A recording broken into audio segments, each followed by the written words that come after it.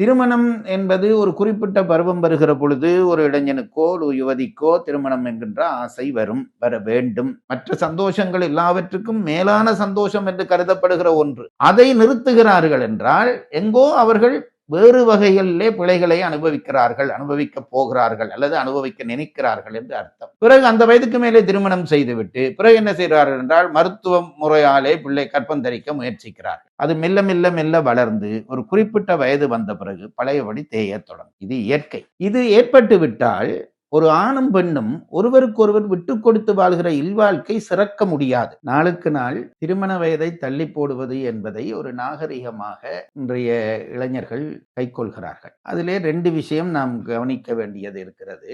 திருமண வயதை எது என்பதிலே அரசாங்கங்களுக்கு மத்தியிலேயே கூட இன்றைக்கு குழப்பம் இருக்கிறது. ஒரு காலத்திலே தமிழர்கள் தங்களுடைய பிள்ளைகளுக்கான திருமண வயதை அதை சொன்னாலே தவறாக நினைப்பார்கள். பெண்களுக்கு 12 வயது, ஆண்களுக்கு 16 வயது என்று வைத்திருந்தார். கண்ணகியினுடைய திருமணத்தின் போது இந்த செய்தி சொல்லப்படுகிறது. 18 ஆண்டகவையான் 26 ஆண்டகவையாள் என்று சொல்கிறார். இதை சொன்ன உடனே இன்றைய இளைஞர்கள் சிரிப்பார்கள். 12 வயதில் திருமணமா, 18 வயதில் திருமணம், 16 வயதில் திருமணமா என்று சிரிப்பார்கள்.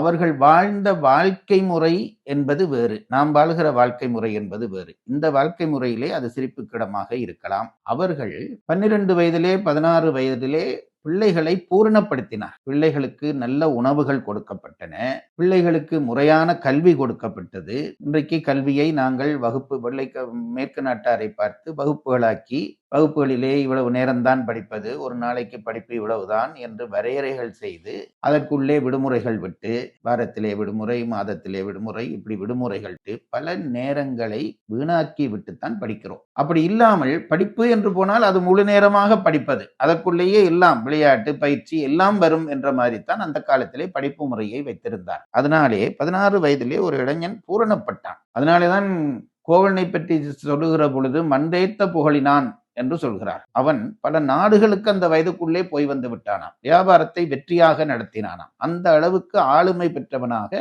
அந்த நாட்களுடைய வாழ்க்கை முறை இருந்தது. இன்றைக்கு நாங்கள் அந்த வாழ்க்கை முறையை மாற்றிவிட்டு வயதை தள்ளி போட்டுக்கொண்டே போகிறோம். காலத்தை வீணடித்துக் கொண்டு வயதை தள்ளி போட்டுக்கொண்டே போகிறோம். இதனாலே வரக்கூடிய தீமை என்ன என்று நினைக்க வேண்டும். காமமும் கோபமும் ஒரு மனிதர்களுக்குள்ளே உள்ளே இருக்கக்கூடிய குற்றங்கள் என்று நம் பெரியவர்கள் சொல்கிறார்கள். மற்ற குற்றங்கள் வெளியிலே இருந்து நமக்கு உள்ளே புகும். ஆனால் காமம், கோபம் என்கின்ற இரண்டும் நமக்கு உள்ளே இருப்பவை, உள்ளே இருந்து வெளியிலே வருபவை. ஆகவே அதை முற்றாக யாரும் எனக்கு இல்லை என்று சொல்ல முடியாது. இதை நாம் முதலிலே தெரிந்து கொள்ள வேண்டும். இந்த திருமணம் என்பது காமத்தோடு சம்பந்தப்பட்ட ஒரு விடயம். திருமணம் என்பது ஒரு குறிப்பிட்ட பருவம் வருகிற பொழுது ஒரு இளைஞனுக்கோ ஒரு யுவதிக்கோ திருமணம் என்கின்ற ஆசை வர வேண்டும். இல்லாவிட்டால் அவர் ஏதோ நோய்வாய்ப்பட்டிருக்கிறார் என்று அர்த்தம். கட்டாயமாக அது வர வேண்டும். வருவது இயற்கை. அந்த வயதிலே அது பற்றிய நாட்டம் அதிகமாக இருக்கும். ஒரு ஆண் பெண்ணை விரும்புவதும் பெண் ஆணை விரும்புவதும் அந்த நாட்டம் என்பது இயற்கையாக இருக்கும். இது இயல்பு அமைப்பு. இயல்பு அமைப்பிலே இது வருகிறது. அதாவது ஒரு இயல்பு அமைப்பு எதுவென்றால் தானாக நிகழ வேண்டும். அதுதான் இயல்பு என்று சொல்வோம். இன்றைக்கு என்ன செய்கிறோம்? இயற்கையை செயற்கையாலே வெல்ல பார்க்கிறோம். என்ன செயற்கை என்று கேட்டால், இந்த இப்படி மனதுக்குள்ளே எழுகிற காம ஆசைகளை எல்லாம் வேறு திசைப்படுத்தி வேறு திசை நோக்கி நம்மை செயற்கையாக செலுத்துகிறோம். இதுதான் இன்றைக்கு இருந்திருக்கக்கூடிய பெரிய ஆபத்து. நீங்கள் நினைத்து பாருங்கள், இந்த உலகத்திலே மனிதரை தவிர வேறு எந்த ஜீவராசியானாலும் அதனுடைய பருவ வயது அடைந்தவுடனே அது இணைகிறதாகிய அந்த இயல்பிலே இருந்து மாறி இருக்கிறதா? அது மரம், செடி, கொடி, குருவி, பறவை, மிருகம் என்று எது வந்தாலும் ஒரு குறிப்பிட்ட பருவம் வருகிற பொழுது அதற்குள்ளே காம ஆசை பிறக்கிறது. உடனேயே அந்த ஆசையை அது தன் இணையோடு சேர்ந்து நிறைவேற்றிக் கொள்கிறது. இதுதான் இயல்பு. இதை சொன்னால் உடனே சொல்வார்கள், நாங்கள் மனிதர்கள் விலங்குகளா என்று கேட்பார். இல்லைதான், உங்களுக்கு சிந்தனை இருக்கிறது. அந்த சிந்தனையின்படி வாழ்வை வெற்றிக்கு கொண்டு போகக்கூடிய ஒரு வயதை நீங்கள் தீர்மானித்துக் கொள்ள வேண்டும். அது ரொம்ப முக்கியம். வாழ்வை வெற்றிக்கு கொண்டு போக வேண்டும். உணர்ச்சிகளை அடக்க என்ன ஆகும் என்று கேட்டால் அது வெடித்து பிழையான வழிகளிலே சிதறும். இன்றைக்கெல்லாம் திருமணத்தை தள்ளி போடுகிறோம் சொல்கிறார்கள், வாழ்க்கையை நாங்கள் என்ஜாய் பண்ண போகிறோம் என்கிறார்கள். அது என்ன என்ஜாய் பண்ணுதல்? எங்கோ பிழை செய்கிறார்கள் என்பதுதான் அதற்கு அர்த்தம், அல்லது பிழை செய்ய போகிறார்கள் என்பதுதான் அதற்கு அர்த்தம். இல்லாவிட்டால் காமம் போன்ற ஒரு உணர்வு என்பது எல்லா உணர்வையும் விழுங்கி விடுகிற ஒரு உணர்வு. மற்ற சந்தோஷங்கள் எல்லாவற்றுக்கும் மேலான சந்தோஷம் என்று கருதப்படுகிற ஒன்று. அதை நிறுத்துகிறார்கள் என்றால் எங்கோ அவர்கள் வேறு வகைகளிலே பிழைகளை அனுபவிக்கிறார்கள், அனுபவிக்க போகிறார்கள் அல்லது அனுபவிக்க நினைக்கிறார்கள் என்று அர்த்தம். இது வாழ்க்கையை பாதிக்கும். ஆகவே முடிந்த அளவு திருமண வயதை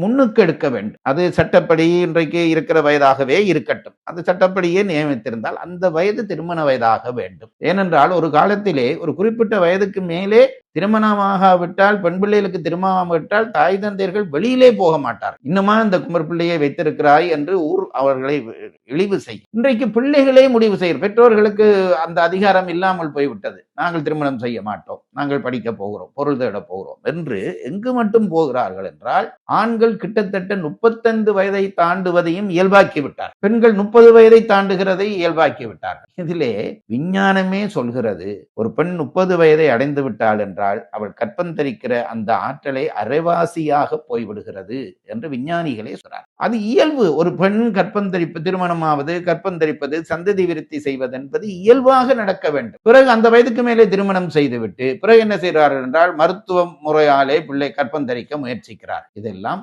தேவையில்லாத வேலைகள் என்று நினைக்கும். வாழ்க்கை முன்னேற்றத்துக்குத்தானே அவர்கள் இதை செய்கிறார்கள் என்று சில பேர் சொல்வார். நல்லது. திருமணம் ஒரு இடையூறாக இருக்க போவதில்லை. திருமணமாகிவிட்டால் மனதுக்குள்ளே எழுகிற இச்சைகள் தானாக குறைந்துவிடும். பிறகு படிக்கலாம், வேலை செய்யலாம், எதுவும் செய்யலாம். அதை தாங்கி வைத்து தேவையில்லாத கற்பனைகளை வளர்த்துக் கொண்டு நான் கார் வாங்க வேண்டும், நான் வீடு வாங்க வேண்டும், இப்படியான என்னுடைய வசதி நோக்கிய தேவைக்காக நான் என்னுடைய திருமண வயதை தள்ளிக்கொண்டே போனால் என்ன ஆகும் என்று கேட்டால், ஒரு குறிப்பிட்ட வயதுக்கு மேலே நாம் பாதிப்புறுவோம். நான் எப்பொழுதும் சொல்வதுண்டு, ஆண்களை தான் ஒரு பக்கம் விடுங்கள். பெண்கள் ஆளான உடனே அவர்களுடைய அழகு பெருகத் தொடங்கும். அது மெல்ல மெல்ல மெல்ல வளர்ந்து ஒரு குறிப்பிட்ட வயது வந்த பிறகு பழையபடி தேய தொடங்கும். இது இயற்கை. இது தெரியாமல் அழகு வளர்கிறது என்று இன்னும் வளரும் என்ற நம்பிக்கையிலே வயதை தள்ளி போட பிறகு அழகின்மை வரத் தொடங்கிவிடும். அப்படி வரத் தொடங்கின உடனே பிறகு எவனாவது ஒருவனை திருமணம் செய்தால் போதும் என்கின்ற நிலைக்கு வந்து மனநோயாளிகளாக இருக்கிற பல பெண்களை நான் பார்த்தேன். அது மிக தவறு என்று கருது. இதைவிட ஆண்களுக்கும் நான் சொல்லக்கூடிய ஒன்றை நாங்கள் மறந்து போய்விடக் கூடாது. உடலும் உள்ளமும் ஒன்றுக்கொன்று சம்பந்தப்பட்டவை. அகம்தான் புறம், புறம்தான் அகம். இதை நாம் மறந்துவிடக் கூடாது. நாங்கள் இந்த காலம் போக வயதை தள்ளி போட என்ன நடக்கும் என்றால், உடம்பு முத்துகிறது. அது நமக்கே தெரிகிறது அல்லவா? உடம்பு முதிர்ச்சி அடைகிறது. கை பலம் பெறுகிறது, சதை பலம் பெறுகிறது, உடம்பு முதிர்ச்சி வரும். இளமையிலே இருந்த அந்த மென்மை முதுமையிலே வராது. அப்போ உடம்பு முதிர்ச்சி அடைகிற பொழுது உள்ளமும் முதிர்ச்சி அடையும், நம்முடைய மனமும் முதிர்ச்சி அடைந்து விடும். மனமுதிர்ச்சி அடைந்தால் என்ன நஷ்டம் என்று கேட்டால், இன்னொருவரோடு நாம் விட்டு கொடுத்து வாழ முடியாது. திருமண வாழ்க்கை என்பதே விட்டு கொடுத்தல் தான். 100% ஒருவருக்கொருவர் பொருந்துகிற வாழ்க்கை என்று ஒருவருக்கும் இல்லை. ஒரு ஆண் பெண்ணுக்காக சில விஷயத்தை விட்டு கொடுக்க வேண்டும், பெண் ஆணுக்காக சில விஷயத்தை விட்டு கொடுக்க வேண்டும். அப்படி இணைகிற பொழுதுதான் இல்லறம் சிறக்கும். அது எவ்வளவுக்கு எவ்வளவு இளமையிலே அது நடக்கிறதோ அவ்வளவுக்கு அவ்வளவு அது சாத்தியமாகும். இளம் பிள்ளைகள் ஒரு வீட்டுக்கு போகிற பொழுது, தன்னுடைய நண்பர் வீட்டுக்கோ அல்லது வேறொரு வீட்டுக்கு போகிற பொழுது, வயது குறைந்தவானவர்கள் எதையும் சமாளிப்பார். நண்பனுடைய சட்டையை போட்டுக் கொள்வார்கள், நண்பனுடைய கட்டிலே படுப்பார்கள், அவன் சாப்பிடுகிற சாப்பாட்டிலே ஒரு பகுதி வாங்கி தின்பார்கள். இதெல்லாம் அவர்களுக்கு இயல்பாக இருக்கும். முதிர்ச்சி அடைய அவர்கள் தனித்து போவார்கள். தன்னுடைய உடை, தன்னுடைய கட்டில், தன்னுடைய அறை, தன்னுடைய பொருள் என்று மற்றவர்களை தொடவிட மாட்டார்கள். இது உள்ள முதிர்ச்சியினாலே ஏற்படுகிற விஷயம். இது ஏற்பட்டு விட்டால் ஒரு ஆணும் பெண்ணும் ஒருவருக்கொருவர் விட்டு கொடுத்து வாழ்கிற இல்வாழ்க்கை சிறக்க முடியாது. இது என்னுடையது என்று அவள் நினைக்க, இது என்னுடையது என்று அவன் நினைக்க, அவர்களுக்குள்ளே முரண்பாடுகள் வரத் தொடங்கும். அதனால்தான் இன்றைய பிந்திய திருமணங்கள் பலவற்றில் விவாகரத்து நிகழ்ந்து கொண்டிருக்கிறது. இதை புரிந்து கொள்ள வேண்டும். இது ஒரு நஷ்டம். இன்னொன்றை சொல்லி நான் முடிக்கிறேன். முக்கியமாக வாழ்க்கை என்பது வாழ்வதற்கு, அதை நாம் புரிந்து கொள்ள வேண்டும். வாழ்கிற காலம் என்பது நமக்கு மிக கொஞ்சமானது. எங்களுக்கு அது 100 வயது என்று சொல்லிக் கொள்கிறோம். கால ஓட்டத்தை பார்க்கிற பொழுது மிக கொஞ்சமானது. ஒருவர் ஒரு ஆடவனோ பெண்ணோ ஒருவர் சேர்ந்து வாழுகிற அந்த காலத்தை கூட்டுவது என்பது வாழ்க்கை சுகத்துக்கு மிக முக்கியமானது. எவ்வளவுக்கு எவ்வளவு பிந்தி திருமணம் செய்கிறோமோ அந்த அளவுக்கு அவனுடைய வாழுகிற வாழ்க்கை காலம் குறைகிறது. ஒரு குறிப்பிட்ட வயதுக்கு மேலே முதுமை வந்துவிடும். பிறகு அந்த வாழ்க்கை என்பதை அனுபவிக்க முடியாது. அப்பொழுதுதான் அவர்கள் கார் வாங்கி விடுவார்கள், வீடு வாங்கி விடுவார்கள், வசதிகளை பெருக்கிக் கொள்வார்கள். ஆனால் வாழ அவர்களுடைய உடல் இடம் கொடுக்காது. ஆகவேதான் திருமணத்தை நேரத்துக்கு செய்துவிட்டால், இளமையிலேயே செய்துவிட்டால் வாழுகிற காலத்தை கூட்டலாம். அது தவிர இன்னொன்றும் இருக்கிறது.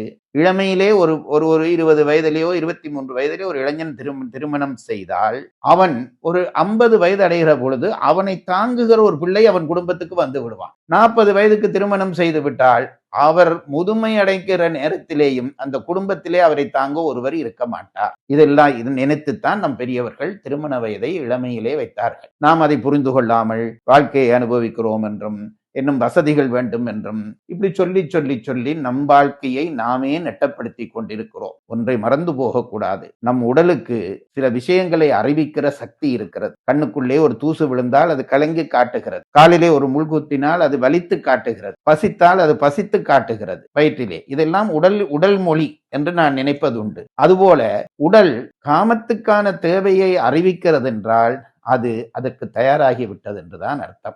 இன்றைய விஞ்ஞானிகள் என்னென்னவோ சொல்கிறார்கள், நான் அதை ஏற்றுக்கொள்வதில்லை. தப்பித்தவறி தேவை என்றாலும் ஒரு முதிர்ச்சி தேவை என்றாலும் அவர்கள் அந்த பருவம் அடைந்த பிறகு ஒரு குறிப்பிட்ட காலம் அதை தள்ளி அவர்களை முதிர்ச்சி அடைய விடலாம். ஆனால் 20 வயதிலே அல்லது 16 வயதிலே அல்லது 13 வயதிலே ஆளான ஒரு பெண் 36 வயதிலே திருமணம் செய்வதென்பது மிகப்பெரிய தவறு. இதை நான் அழுத்திச் சொல்ல விரும்புகிறேன். இளைஞர்கள் இதை புரிந்து கொண்டு தம் வாழ்க்கையை செம்மைப்படுத்த வேண்டும்.